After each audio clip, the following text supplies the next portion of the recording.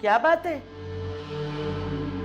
11 बज रहे हैं, तुम्हारी सुबह नहीं हुई अभी तक? यहाँ भी सो रही हो?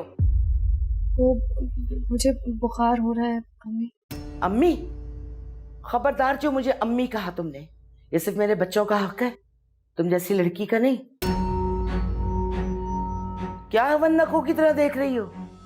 चलो किचन में। किचन? क्यों?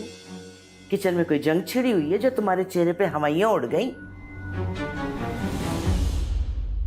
काम काज देखो किचन में। इस तरह बिठा के मुफ्त की रोटियां नहीं खिलाऊंगी मैं तुम्हें। जी मैं आती हूँ। आती हूँ क्या मतलब? मेरे साथ चलो। ये नशइयों की तरह क्या है तुम्हें? क्या हो गया है?